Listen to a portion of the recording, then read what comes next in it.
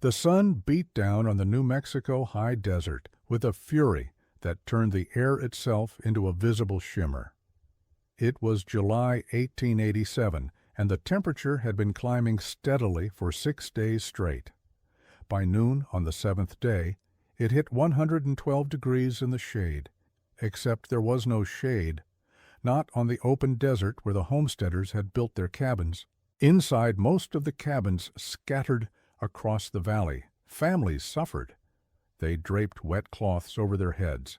They moved as little as possible. They prayed for evening when the temperature might drop to a barely tolerable 90 degrees. Children cried from the heat. Adults grew irritable and exhausted. Sleep became impossible. The interiors of those cabins, built from wood and stone according to standard frontier construction methods, had become ovens. Temperatures inside climbed to 120 degrees or higher. The wooden walls absorbed the relentless solar radiation and conducted it inward. The roofs, covered in standard shake shingles or thin metal, became so hot they couldn't be touched. But one cabin was different. Inside the home of Marcus Webb, the temperature held steady at 79 degrees.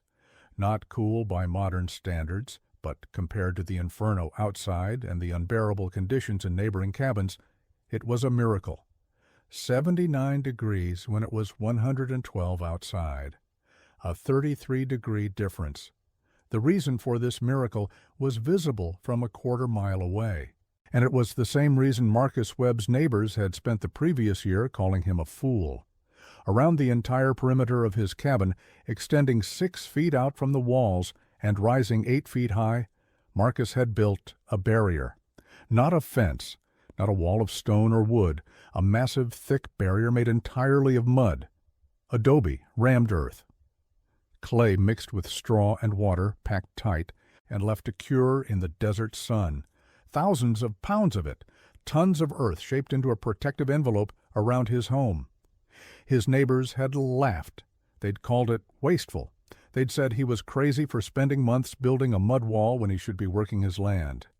They'd shaken their heads and predicted the whole thing would wash away in the first rain. They'd told him he was throwing away his homestead on a fool's project that made no sense. But Marcus Webb wasn't building for their approval. He was building because he understood something about heat that his neighbors didn't. He understood thermal mass. He understood radiant barriers. He understood how the desert sun was not just hot, it was relentless, and standard building methods that worked back east would fail here. And now, as his neighbors sweltered in cabins that had become death traps, Marcus sat comfortably in his adobe-wrapped home, vindicated by the very heat that was proving him right. The story of how Marcus Webb came to build his mud barrier begins not in New Mexico, but in North Africa. Marcus had been a soldier, serving with a regiment that had spent time in Egypt in the early 1880s. Most soldiers saw only the pyramids and the exotic foreignness of the place. Marcus saw something else. He saw buildings that had stood for thousands of years in heat that would destroy wood in decades. He saw thick-walled structures that stayed cool inside while the desert burned outside. He saw a building technology that made perfect sense for extreme heat, but that Americans had almost entirely forgotten or never learned. Adobe, rammed earth, thermal mass construction. When Marcus mustered out in 1885 and decided to file a homestead claim in New Mexico territory, he carried that knowledge with him. He arrived in the valley in March of 1886, filed his claim, and immediately began planning a cabin unlike anything his neighbors would recognize. The valley where Marcus settled was high desert, 6,000 feet elevation. Summers were brutal, with temperatures regularly exceeding 100 degrees. Winters were cold but brief, with occasional snows that melted quickly. The primary challenge was heat, not cold. And the heat in the high desert was different from anywhere else in America. It wasn't just hot. It was exposed. No trees for shade. No humidity to moderate temperature swings. Just endless sun beating down on unprotected ground and anything built on it. The standard cabin in the valley followed the typical frontier pattern: wood frame or log construction, single thickness walls, a pitched roof covered in wooden shakes or corrugated metal, maybe some whitewash on the exterior to reflect sunlight.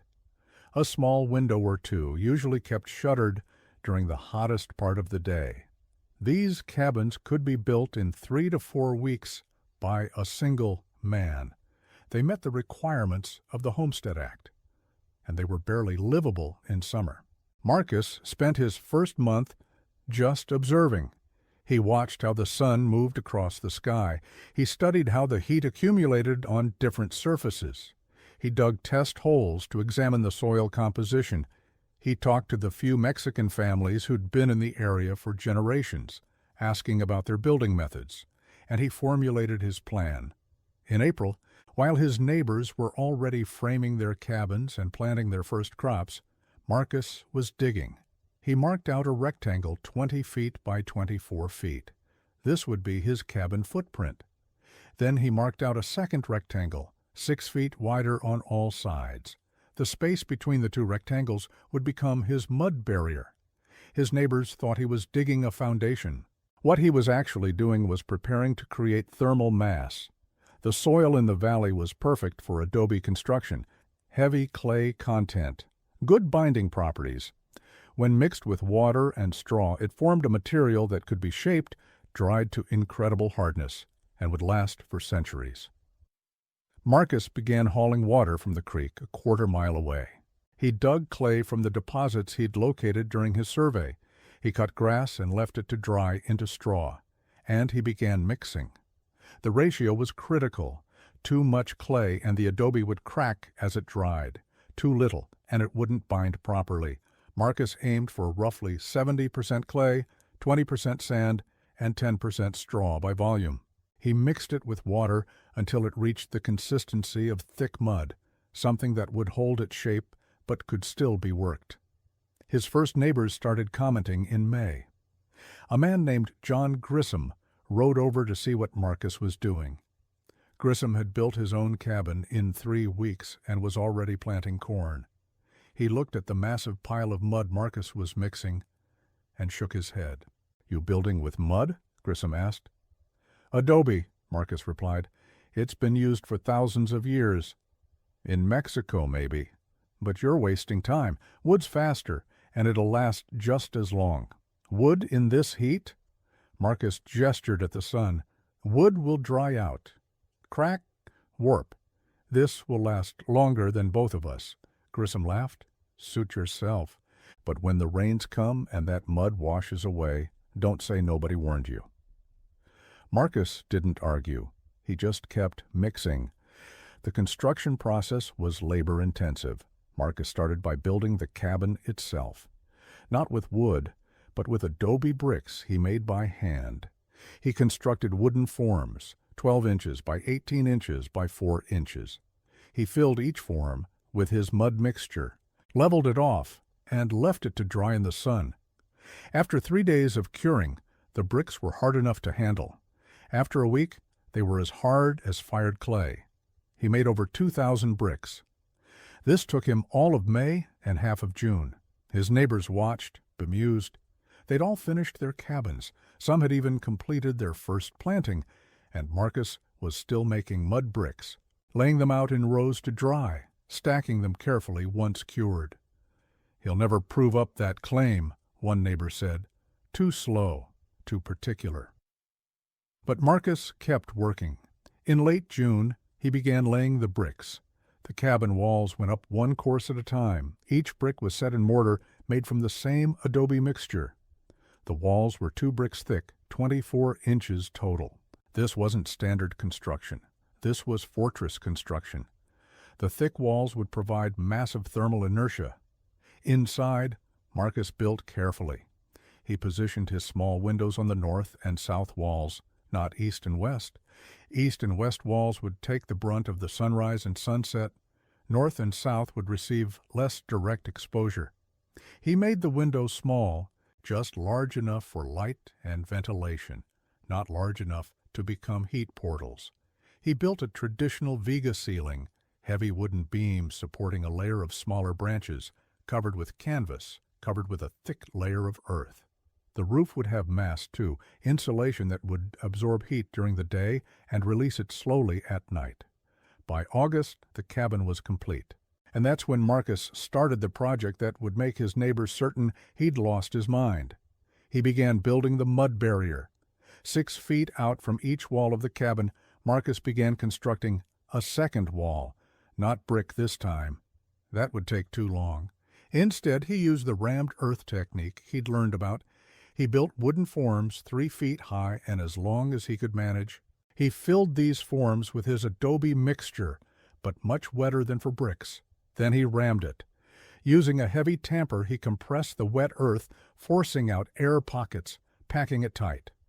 When the forms were full and well tamped, he left them to dry. After several days, he removed the forms. What remained was a solid wall of earth, monolithic, incredibly dense. He repeated the process, adding another 3 feet of height, then another. By the time he finished, the barrier walls stood 8 feet high, 16 inches thick, and formed a complete envelope around the cabin. The space between the barrier and the cabin was open at the top, creating a 6-foot wide corridor that ran around the entire structure. The amount of earth he moved was staggering. Rough calculations suggest Marcus handled over 100 tons of material. He dug it, hauled it, mixed it, placed it, and tamped it, all by hand, all through the late summer heat. His neighbors thought he'd gone mad. "What's the point?" they asked. "You've got a cabin already. Why build a mud wall around it?" "Thermal mass," Marcus would say. "It's going to keep the heat out. That mud will just bake in the sun and make it hotter." "No," Marcus explained patiently. "It'll absorb the heat before it reaches the cabin. It's a buffer." They didn't understand. How could mud make things cooler? It made no sense. Some thought he was building a fort, preparing for some imagined Indian attack. Others thought he was just eccentric, wasting his time on a project that would accomplish nothing. A few felt sorry for him, thinking he'd damaged his chances of succeeding as a homesteader by spending so much time on this foolish construction project. By September, the barrier was complete. From the outside, Marcus's property looked strange. Where other homesteads had a simple cabin, maybe a small barn, Marcus had what looked like a fortress. The mud walls, now dried to a tan color that matched the desert soil, rose 8 feet high. The only entrance was through a narrow gap on the south side, where Marcus had left an opening and built a thick wooden gate. The opening faced south to capture winter sun, and because prevailing winds came from the west. Inside this gap was another door, the actual entrance to the cabin. Anyone entering Marcus's home had to pass through 2 barriers, the outer mud wall and the inner cabin wall. The design created an airlock effect. Hot air from outside couldn't rush directly into the living space. Fall arrived and the temperature moderated. October and November were pleasant. Marcus worked his land, planted a winter garden, and prepared for his first full year. His neighbors largely forgot about his strange building project. They had their own concerns. Winter came and went, mild by most standards. A few cold nights, one light snow that melted by noon the next day. Spring brought rain, and Marcus's neighbors waited to see if his mud walls would wash away as predicted. They didn't. The adobe, properly mixed and cured, shed water like stone. The walls developed a slightly darker color where rain hit them, but no erosion, no collapse, no failure. Then summer 1887 arrived, and it came with a vengeance. The heat began in late June. Temperatures climbed into the 90s, then stayed there. July brought no relief. The first week of July saw temperatures crack 100 degrees every single day. By the second week, it was 105. By the third week, 110. And it kept climbing. Inside the standard cabins scattered across the valley, conditions became unbearable. The wooden walls, baked by the relentless sun, conducted heat inward. The roofs, especially those made of metal, turned into radiators, cooking the interior spaces. By midday, temperatures inside these cabins exceeded 120 degrees. Families couldn't stay inside. They rigged shade structures outside, hanging blankets and canvas to create any scrap of protection from the sun. They worked only in early morning and evening. During the peak heat, they simply endured, waiting for sunset to bring some slight relief. But in Marcus Webb's cabin, something remarkable was happening. The temperature was rising, yes, but slowly, very slowly. By noon on the first truly hot day, when outside temperatures hit 108, the interior of Marcus's cabin registered 82 degrees. Not cool, but livable, comfortable even, compared to the inferno outside. By the time the July heat wave peaked on its 7th day, with outside temperatures reaching 112 degrees, Marcus's cabin held at 79 degrees, a 33-degree difference. The mud barrier was working exactly as Marcus had predicted. But how? What was happening inside those thick walls of compressed earth? The principle was thermal mass, combined with radiant barriers and thermal lag. Let me explain. When the sun rose each morning, its radiation hit the outer surface of Marcus's mud barrier. That surface began absorbing heat. But here's the key. Earth has high thermal mass. It takes a tremendous amount of energy to raise the temperature of Earth. All that solar energy was being absorbed by the outer few inches of the mud barrier, raising the temperature of that surface slowly. Behind that surface was 16 inches of densely packed earth. This mass acted as a heat sink, absorbing the energy before it could penetrate deeper. The earth was so thick and so dense that heat couldn't travel through it quickly. This is called thermal lag. By the time the heat from the morning sun penetrated through to the inner surface of the barrier, it was afternoon. And by the time it would have reached the cabin wall, it was evening, and the sun was setting, and the outside temperature was dropping. The heat never caught up. It was always chasing, always delayed by the massive thermal inertia of all that packed earth. During the night, the process reversed.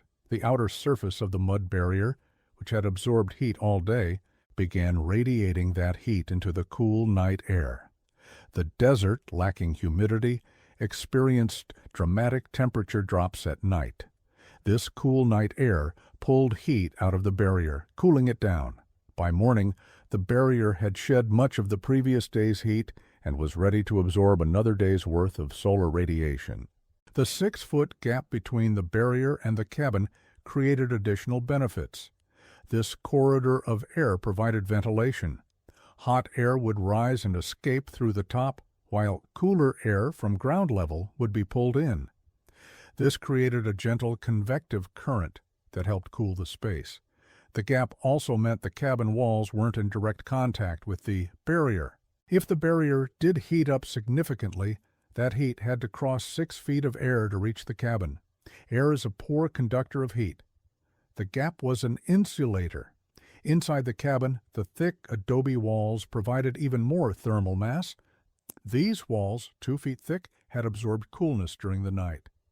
During the day, they slowly released that coolness into the interior space while simultaneously absorbing any heat that did penetrate the barrier. They were a secondary line of defense, a backup battery of thermal stability. The heavy earth roof added to the effect. Unlike a thin wooden or metal roof that would heat rapidly and conduct that heat into the living space, Marcus's earth-covered roof absorbed solar radiation slowly and released it gradually. The mass of earth acted as insulation. The small windows, positioned to avoid direct sun exposure for most of the day, prevented solar gain. Large east or west-facing windows would have been heat portals, allowing solar radiation to pour directly into the interior. Marcus's small, strategically placed windows let in light without admitting excessive heat. If you want to hear more stories like this and learn from the forgotten wisdom of the past, make sure to subscribe to this channel. Hit that subscribe button so you don't miss out on the incredible survival techniques that kept people alive in the harshest conditions. The result of all these elements working together was a cabin that maintained a relatively stable interior temperature despite wild exterior temperature swings. While outside temperatures ranged from 112 degrees during the day to 70 degrees at night, a 42-degree swing, inside temperatures ranged from 79 to 74 degrees, a 5-degree swing. Stability, comfort, livability, word spread quickly. On the third day of the extreme heat, John Grissom, the same neighbor who'd mocked Marcus's construction, came knocking on his door. Grissom looked exhausted, sunburned, and desperate. "Marcus," Grissom said, "is it true? Your cabin is actually cool inside." "Not cool," Marcus replied, "but much better than outside. Come in and see." Grissom stepped through the gate in the mud barrier, walked through the 6-foot corridor, and entered the cabin. The difference was immediate and shocking. The oppressive heat that had been pressing down on him suddenly lifted. The interior was dim, quiet, and noticeably cooler. Grissom stood there for a moment, just breathing. "My God," he said, "how is this possible?" Marcus explained the principles: thermal mass, thermal lag, the barrier absorbing heat before it could reach the cabin, the thick walls providing stability. Grissom listened, and for the first time, he understood. What had looked like a fool's project was actually sophisticated environmental engineering. "My family," Grissom said, "my wife and children. They can't take another day in our cabin. The baby is sick from the heat. Can they stay here?" Marcus didn't hesitate. "Bring them." By evening, Grissom's family was sheltering in Marcus's cabin. They weren't the last. Over the next week, as the heat continued unabated, other families came. Some stayed for a day, others for several days. Marcus's cabin became a refuge. At one point, 14 people were crowded into the 20 by 24-foot space. It was crowded, yes, but it was survivable. Children who'd been listless and feverish from heat exhaustion began recovering. Adults who'd been on the edge of collapse found relief. The valley learned a hard lesson that summer. Standard building practices, brought from the East or the Midwest, weren't adequate for the extreme desert environment. What worked in Virginia or Ohio failed in New Mexico. The climate demanded different solutions. It demanded buildings that could handle not just cold or moderate heat, but sustained, relentless, extreme heat. Buildings that could create livable interior conditions without any external energy input. No ice, no fans, no air conditioning. Buildings that worked with the environment, not against it. By August, the heat finally broke. Temperatures dropped back into the 90s, then the 80s. Life returned to normal. The families who'd sheltered with Marcus returned to their own homes. But everything had changed. Marcus Webb was no longer the fool who'd wasted months building a mud wall. He was the man who'd understood something no one else had. He was the man whose cabin had saved lives. The following winter, 3 families in the valley began their own building projects. They consulted with Marcus extensively. He shared his knowledge freely, explaining ratios for mixing adobe, techniques for ramming earth, principles of thermal mass. He helped them understand that building with earth required patience, required understanding the material, required thinking about heat not as something to be blocked, but as something to be managed. John Grissom was one of those 3 families. He built a new cabin, abandoning his old wooden structure.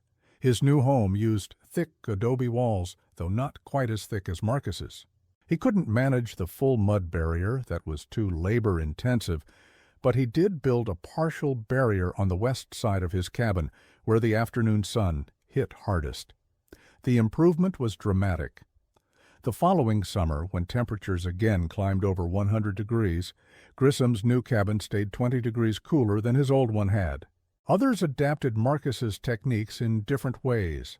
A family named Morrison built with standard wood framing, but filled the space between the interior and exterior walls with rammed earth.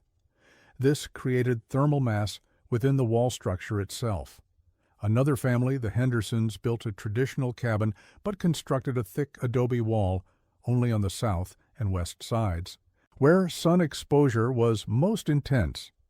They left the north and east sides as standard construction. The hybrid approach worked, not as well as Marcus's full envelope, but well enough to make summer bearable. Marcus's techniques began to spread beyond the immediate valley. Travelers passing through would see his distinctive, mud-wrapped cabin and ask questions. Some were skeptical until Marcus invited them inside on a hot day. The proof was undeniable.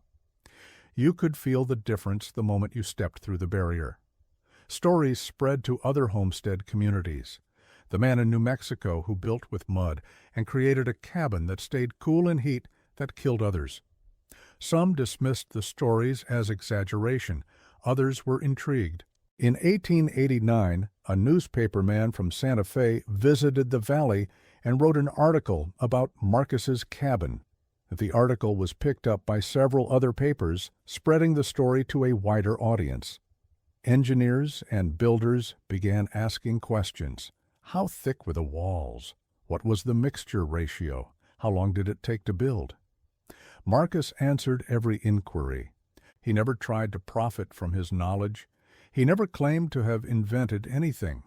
He simply pointed out that he'd borrowed ancient techniques and applied them to a modern problem. The article drew the attention of a professor from an agricultural college who was studying desert construction. The professor visited in spring of 1890 and spent a week measuring, calculating, and documenting. He used thermometers to track interior and exterior temperatures over several days. He calculated the thermal mass of the walls. He measured the rate at which heat penetrated the barrier. His findings confirmed what Marcus had known empirically. The mud barrier created a thermal lag of approximately 8 to 10 hours. Heat absorbed by the outer surface in the morning didn't reach the cabin until evening, by which time outside temperatures were falling. This lag effect, combined with the massive thermal inertia of the earth walls, created a temperature stabilizing effect that conventional construction couldn't match. The professor wrote a paper about Marcus's cabin. The paper was published in a technical journal and attracted some attention in architectural circles. But it didn't lead to widespread adoption of the technique. Why? Because it was too labor-intensive for commercial construction. Building with rammed earth and adobe required time, physical labor, and patience. In an era when speed and efficiency were becoming paramount, when lumber mills could produce standardized boards quickly and cheaply, techniques that required moving tons of earth by hand seemed impractical. It didn't help that most American builders had no tradition of earth construction to draw on. Adobe was seen as a Mexican technique, suitable perhaps for the Southwest, but not for real American building. There was cultural resistance, a bias toward wood, and eventually toward brick and concrete. Earth was primitive, old-fashioned, something to be used only when better materials weren't available. This bias persisted for decades. Throughout the early 1900s, as the Southwest was settled and developed, the vast majority of buildings used wood frame or brick construction. Adobe was relegated to either very poor families who couldn't afford anything else, or to a few traditionalists who preferred old ways. Marcus's sophisticated understanding of thermal mass and his engineered approach to earth construction were largely forgotten, but the cabin itself remained. Marcus proved up his homestead, gaining full ownership in 1891. He married in 1893 to a woman named Sarah, who'd arrived in the territory with her family in 1892. They raised 4 children in that cabin. The structure required minimal maintenance. Every few years, Marcus would inspect the mud barrier for any cracks or erosion and patch as needed, but the earth walls, properly built, proved incredibly durable. Rain didn't damage them, wind didn't erode them. They simply stood, massive and immovable, doing the job they'd been designed to do. Summer after summer, the cabin stayed cool. Winter after winter, the same thermal mass that kept heat out in summer kept it in during winter. The thick walls absorbed heat from the fireplace and the winter sun, releasing it slowly through the night. The cabin was comfortable year-round, a testament to the effectiveness of thermal mass construction. Marcus became a respected member of the community, serving at various times as a member of the school board and the Water District Committee. But he was always known primarily as the man who built the mud cabin, the one who'd figured out how to beat the desert heat. Old-timers would tell newcomers the story of the summer of 1887, when temperatures hit 112 degrees and Marcus's cabin stayed at 79. The story became local legend, told and retold, a parable about the value of knowledge over convention. Marcus died in 1928 at the age of 71. His children inherited the property. His oldest son, Daniel, continued living in the cabin with his own family. The mud barrier still stood, solid as ever. In 1935, during another severe heat wave, the cabin once again proved its worth. Temperatures reached 115 degrees, breaking records. Inside, Daniel Webb measured the temperature at 81 degrees, 34 degrees cooler. After more than 40 years, the thermal mass system still functioned perfectly. The cabin remained occupied until 1954. By then, Daniel Webb was elderly and wanted to move to town to be closer to medical care. The property was sold to a ranching company that had no use for the cabin. It sat empty for several years. In 1962, the mud barrier finally began to fail.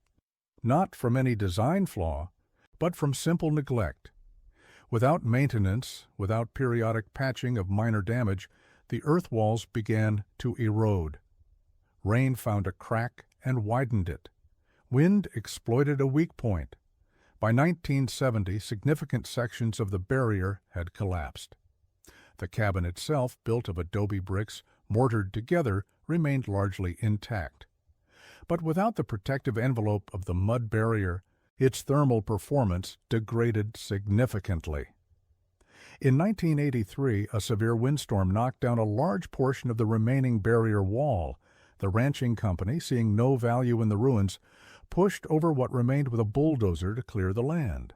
The cabin itself was demolished the following year. All that remained of Marcus Webb's innovative construction was a raised area where the adobe had been, a rectangle of slightly higher ground that marked where the walls had stood.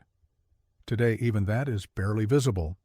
The site is part of a larger ranch, unmarked and unrecognized.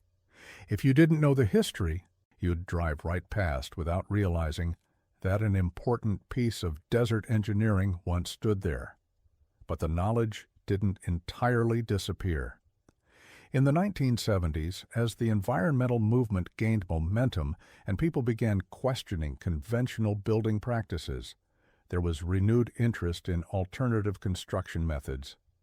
Adobe and rammed earth experienced a revival. Architects and owner-builders began experimenting with thermal mass, with passive solar design, with techniques that didn't rely on energy-intensive heating and cooling systems. Some of these builders rediscovered the principles Marcus Webb had employed nearly a century earlier. They found that thick earth walls could moderate interior temperatures. They learned about thermal lag and how mass could shift heating and cooling loads away from peak times. They developed formulas and models to calculate optimal wall thickness and material properties. What they were discovering was not new. It was ancient knowledge that had been forgotten and was now being remembered. Marcus Webb had been part of that ancient tradition, a tradition that stretched back thousands of years to the earliest buildings in Mesopotamia and Egypt. Buildings with walls 3 feet thick made of mud brick, designed to stay cool in brutal heat. The principle had never changed. Only the practitioners had forgotten. Modern sustainable architecture now recognizes thermal mass as a critical element of passive climate control. Building codes in some jurisdictions now encourage or even require thermal mass in hot climates. Rammed earth construction, once dismissed as primitive, is now celebrated as an environmentally friendly building technique. Adobe, once looked down upon, is now valued for its sustainability and its aesthetic appeal. If Marcus Webb could see modern sustainable architecture, he would recognize the principles immediately. The emphasis on thermal mass, on passive heating and cooling, on working with the environment rather than fighting it. These were the same ideas he'd employed in 1886. He'd been ahead of his time, or perhaps more accurately, he'd preserved old wisdom while everyone else was rushing toward new methods that weren't actually better. The story of Marcus Webb's mud barrier offers several lessons that remain relevant today. First, conventional wisdom isn't always wise. What everyone accepts as the right way to do something might not actually be the right way for your specific circumstances. Marcus looked at standard cabin construction and recognized that it wouldn't work in the extreme desert heat. He was willing to be different, to be mocked, to do what he knew was right, even when everyone disagreed. Second, knowledge from other cultures and other eras can solve modern problems. Marcus didn't invent thermal mass construction. He borrowed it from ancient techniques he'd observed in Egypt. He was open to learning from traditions outside his own immediate experience. This openness allowed him to find a solution that his neighbors, locked into conventional American building methods, couldn't see. Third, environmental challenges require environmental solutions. Marcus didn't try to fight the desert heat with brute force. He didn't try to block it or defeat it. He worked with it, using its own energy against it. The same sun that made the environment unbearable was captured by the thermal mass of his walls and held there until it could be safely released. This is the essence of passive environmental design, using natural forces to create comfort without expending additional energy. Fourth, what looks like wasted effort might actually be the most important work. Marcus spent months building his mud barrier, months when he could have been farming, improving his land, or building other structures. His neighbors thought this was foolish. But when the crisis came, that wasted effort proved to be the most valuable work he'd done. It was the difference between survival and suffering, between comfort and crisis. Preparation that seems excessive in normal times proves adequate when extreme conditions arrive. Fifth, the willingness to share knowledge multiplies its value. Marcus could have kept his techniques secret. He could have tried to charge neighbors for the knowledge that had saved him. Instead, he shared freely. He explained the principles, helped others build their own earth structures, and contributed to the community's overall resilience. His generosity meant that the knowledge spread, that more people benefited, that the valley as a whole became better prepared for extreme heat. The contrast between Marcus Webb and his neighbors mirrors a pattern that repeats throughout history. In every era, in every place, there are people who look ahead, who prepare for problems that haven't yet arrived, who invest time and effort in prevention rather than waiting to react to crisis. These people are often mocked. Their caution is seen as cowardice. Their preparation is seen as paranoia. Their different approach is seen as foolishness, until the crisis arrives. Then, suddenly, everyone understands. Then the fool becomes the wise man, and those who mocked him recognize their mistake. But by then, it's too late to prepare. By then, you either have adequate shelter or you don't. You either plan for the heat or you're suffering through it. Before we continue, if you're finding value in these stories of forgotten wisdom and survival techniques, this is a perfect time to subscribe. We share stories like Marcus Webb's story that show how people adapted and thrived in extreme conditions with knowledge and ingenuity. Hit that subscribe button now so you can keep learning from the past. Marcus Webb's story is also a reminder of how knowledge is lost. For decades after Marcus built his cabin, the technique was known in the valley. People remembered. They told the story. But as those people died, as new generations arrived who hadn't experienced the summer of 1887, the story became just a story. The lesson behind it faded. By the mid-20th century, when the cabin was demolished, few people remembered why it had been built that way. The structure was seen as an odd relic, interesting perhaps, but not relevant to modern life with its air conditioning and insulated buildings. The knowledge that thick earth walls could create livable interior conditions in extreme heat was forgotten again, just as it had been forgotten when Americans first moved to the Southwest. This cycle of knowledge, remembering, forgetting, and rediscovering, plays out repeatedly in human history. We invent or discover something valuable. We use it for a while. Then we develop new methods that seem better, or at least easier. We stop using the old knowledge. A generation or two later, no one remembers it. Then, when conditions change, or when we realize the new methods have problems, we rediscover the old knowledge and celebrate it as innovation. But it's not innovation, it's recovery. The modern green building movement has recovered many techniques that were once common: passive solar design, thermal mass, natural ventilation, earth construction. These aren't new ideas. They're old ideas that were abandoned during the industrial era, when energy was cheap and mechanical heating and cooling systems seemed like progress.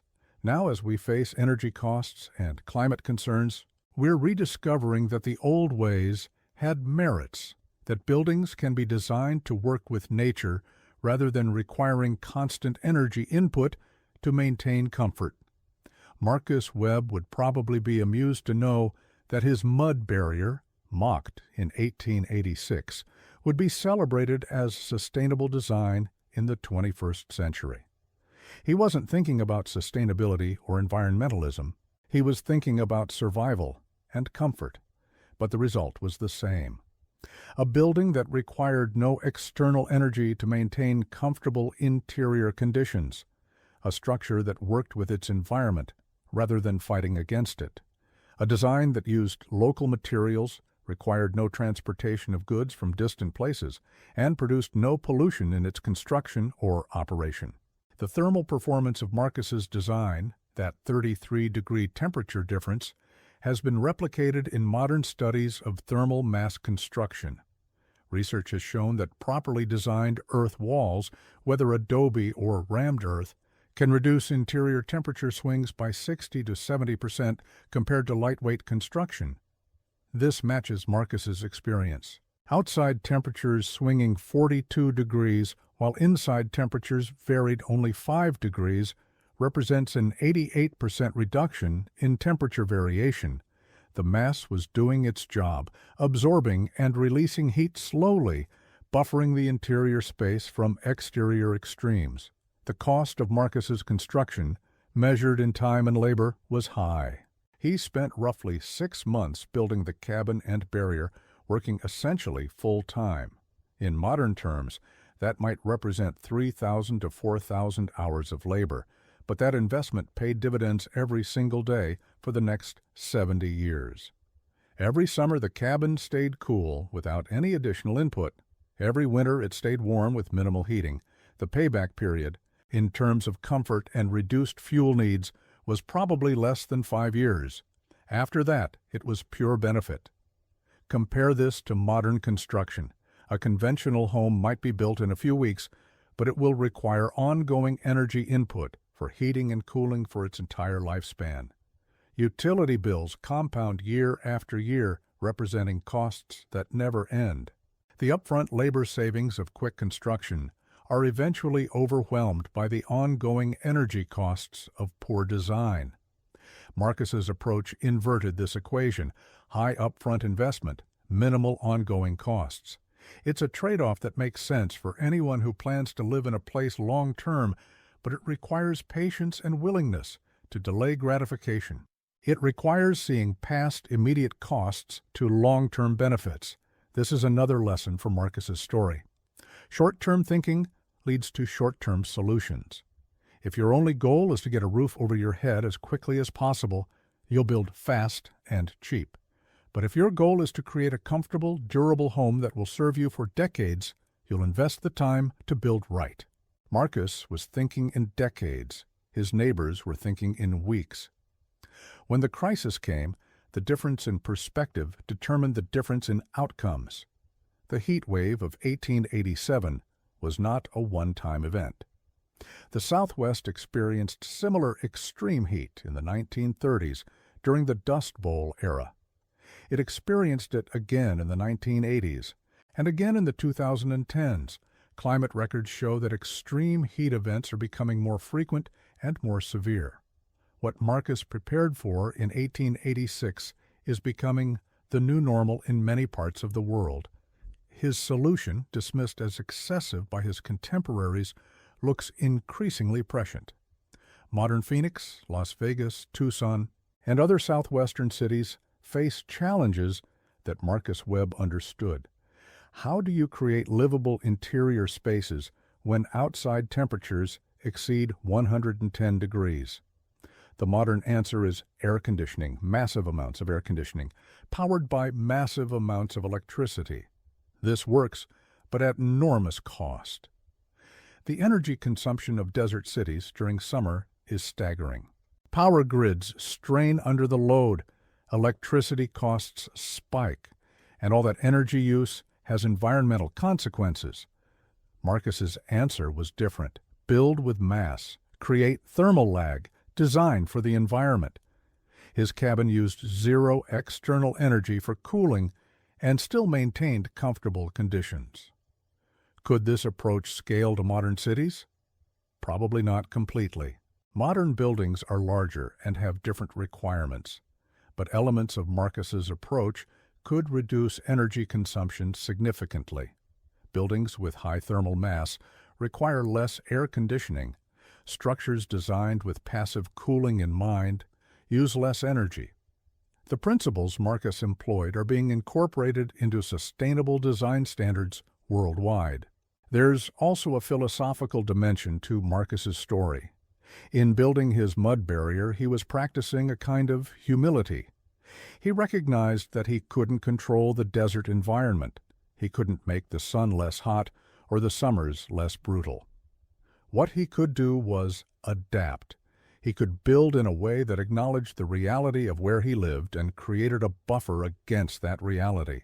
This is a fundamentally different approach than the conquest mentality that characterized much of American frontier expansion. The typical approach was to impose familiar building styles on new landscapes, to make the frontier look like back home, regardless of whether that made sense environmentally. Marcus did the opposite.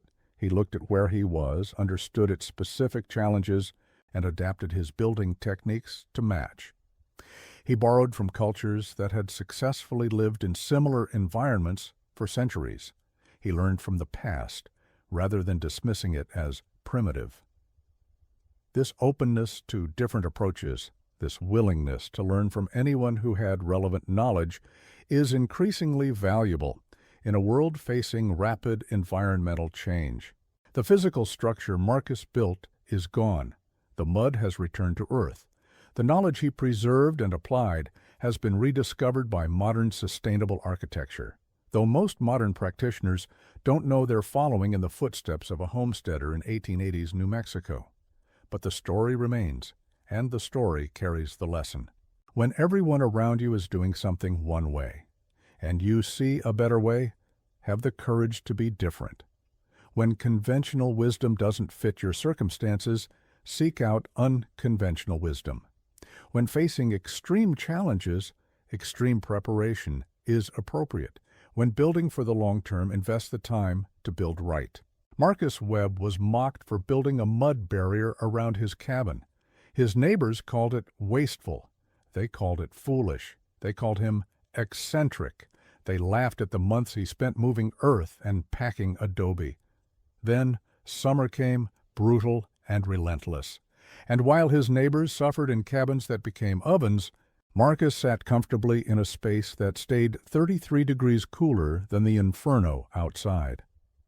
The mud barrier they mocked was the barrier between survival and suffering.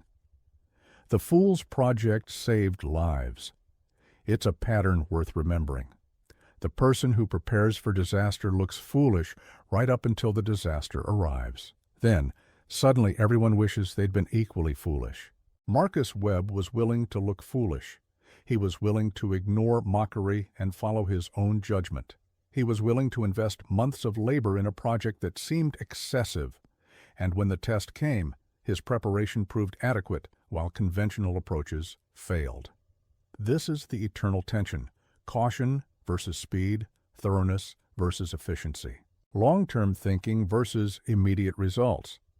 Most of the time, in normal conditions, the quick and easy approach works fine. But normal conditions don't last forever.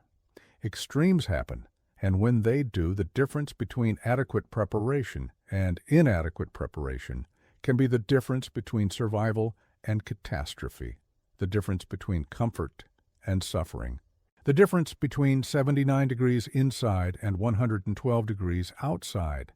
Marcus Webb's mud barrier kept his cabin 33 degrees cooler, 33 degrees, the difference between livable and unbearable, the difference between refuge and oven, the difference between being the man who everyone mocked and being the man who saved lives. That 33 degrees was built one shovelful of earth at a time, packed and tamped and left to cure under the desert sun. It was built with knowledge borrowed from ancient builders who understood thermal mass. It was built with patience in the face of mockery. It was built by a man who knew that sometimes the wisdom everyone dismisses is the wisdom that saves you. The cabin is gone. The barrier has eroded away. But the principle remains. Build for the worst conditions you can imagine, not just the conditions you've experienced. Learn from anyone who has knowledge, regardless of how unconventional that knowledge seems. Be willing to invest time in preparation that seems excessive, because when the extreme arrives, excessive becomes adequate. And when everyone calls you a fool for your caution, remember Marcus Webb. Remember the mud barrier, remember the 33 degrees, and build anyway.